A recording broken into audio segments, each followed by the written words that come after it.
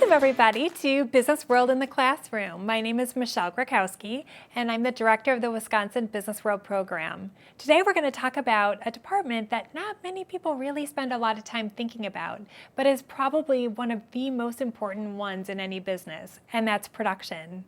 Welcome to Production 101. As we've discussed, there are pillars of every strong business. You have the entrepreneur, the person that has the idea and the vision for a product, who hires a great CEO who comes up with a plan to make sure that that business grows and thrives. We have a strong finance team that makes sure that there's money, that we have a profit so we can continue to grow and to build on that business. Our communications team, that's out there creating a brand recognition and getting the product into the hands of the consumers and reaching out to the public and putting us in a good light. But most importantly, we have production. Without production, none of that would matter. Our production team is responsible for making sure that our products actually get into the hands of our consumers. And they do that in many ways. Let's talk about production. A production manager is in charge of making sure that they are producing the product in an efficient, timely manner. So let's say your business is making wheels, okay? So you need to order in the supplies to manufacture those wheels. You need to work with many different other manufacturers to bring in the parts so that you can actually pull them together to make your wheel. And then that wheel needs to get put on a truck and go through the supply chain to get into the hands of the consumers.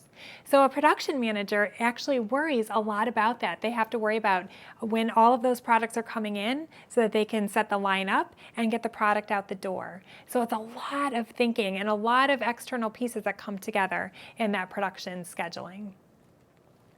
So the qualities of a production team.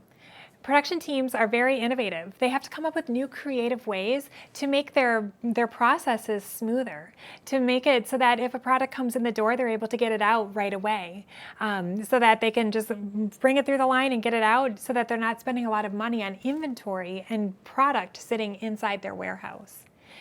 They love to solve puzzles, okay? Because every day is different, every problem is different. So production teams are always thinking about new ways to process the materials and the goods that are coming into their warehouse. Super organized, right? Because they have so many moving pieces, because it's not just the production department that they're worried about, but they have to worry about making sure that, let's say they are producing that wheel and marketing has a whole new campaign that they're ready to roll out. They need to make sure that they're staying on schedule so that new wheel can get the benefits of their marketing team. They think analytically, right? They have to think like, okay, it takes X amount of time to produce a wheel, so we can produce X amount of wheels in a day. And so if we produce X amount of wheels in a day, we need to bring in X amount of product to make those wheels. And then if we have X amount of wheels, we need to make sure that we have enough trucks to get them out into the hands of the consumers. So it's a very analytical process. But they also have to think creatively, because what would happen if all of a sudden their line broke and they weren't able to produce the wheels? They have to think of out-of-the-box ways to make sure that they can fix that part on the line so that they can efficiently get that product still out the door. And they have to be excellent communicators, because they're not just talking with their own production department, but they're talking to everybody in the department to make sure that their finances are right and that they're talking about the qualities of their product so that the marketing team can come up with the best ways to sell that product to the consumer. As a result, this communication can be really tricky because they do have so many balls in the air and so many things that they're trying to juggle. But honestly, that communication doesn't need to be. So let's untangle the wires a little bit and clear the lines. We're going to talk a little bit about clear communication. The first steps, and this you can take into your own lives every day, you guys. The first steps to clear, concise communication is to be observant, right? So if you see a problem coming, then recognize that there's a problem and start thinking about ways that you can solve that problem. Be curious about the ways that you're thinking.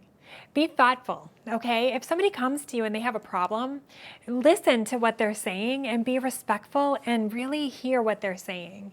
Because you may not think it's such a big deal, but to the person that's coming to you with a problem, it's a huge deal. So really listen and be respectful and thoughtful to what somebody else is saying. And then be direct in your communication back. Okay, so if somebody's coming to you with a problem and you're still thinking, I don't really understand, be direct and say, you know what, I'm not really following. Can you please repeat this? Or can you tell me this in another way? Be direct with them so that you're not left wondering exactly what it is that the problem is, and so you don't have a way to figure it out. But so again, be empathetic whenever somebody comes up to you with an issue. So the production teams use a process called lean in order to identify and to solve problems that they have every day. There was a manufacturer back in the 80s that came up with this process because they realized that their efficiency could be better if they had a solution and a way to actually work through their problems. And it worked so well that they ended up sharing their secret with manufacturers all around the world for decades to come. So the lean process is used not just in manufacturing, but also my husband, who works for the state government, they actually had a whole class on using lean to solve communication problems within the Department of Transportation. So basically, with the lean process, you're going to look and identify a problem. From that point, you're going to come up with a plan to solve that problem. And then you're going to execute that plan. And then you're going to come together and then analyze to see if that solved the problem. Let's put this into your world here, okay? Let's talk about the homework example. Let's say you're identifying a problem. It's taking you 3 hours a night to get your homework done. Why is it taking 3 hours to get your homework done? Okay, so you're going to identify your problem. Let's go into the plan. You're going to look at your process. Is it because as you go through, you open up your history, you start doing your history homework, and then you go into math, and then you're like, you know what, I'm so bored. I'm going to reach out, I'm going to look on my phone, I'm going to TikTok. And then you write down how much time you actually spent watching TikTok videos, and you find out you thought it was just like 10 minutes you were spending, but it turned out to be about 35 minutes, that you're spending looking at those TikTok videos. And then you get back into your homework. And so that's your plan. You're looking at your process, and then you're going to evaluate that process.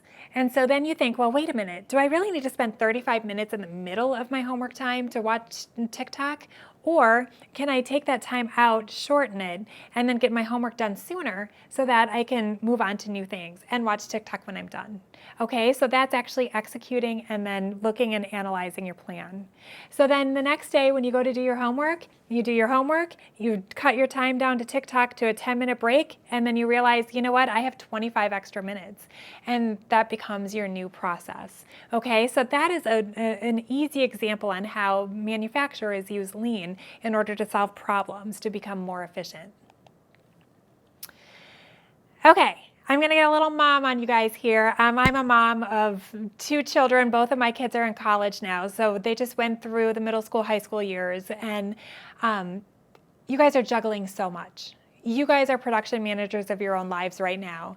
You are multitasking in so many ways, between homework and sports and jobs and family obligations and peer pressure and your social life and church and your Xbox and, of course, sleep. You have to fit that in there somewhere too. Oh, and eating too. You have all kinds of things going on in your world, right? Just like a production manager. When a production manager walks into work, they don't know what their day is going to bring, just like you don't either, right? But production managers find ways to control their stress, and that's what I want us to figure out too. We need to figure out ways for you to control your stress. My daughter is probably one of the most gifted pianists that I've ever heard. She plays the piano more beautifully than anyone I've ever heard. I got her into lessons when she was in 2nd grade because she's just sort of plucking away on the piano. And we went to lessons every week all the way through high school.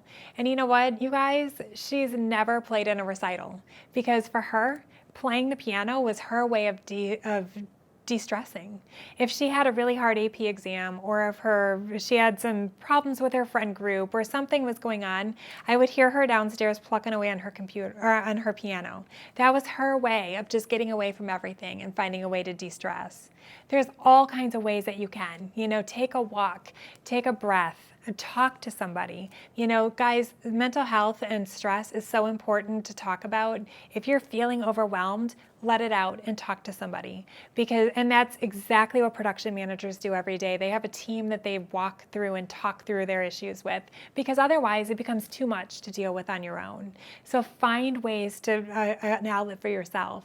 For me, you guys, it's Candy Crush. I'm still playing Candy Crush. I don't know if I'm the only one in the world still doing it, but every night before I go to bed, I just crush that candy, and that helps my brain just turn off and de-stress.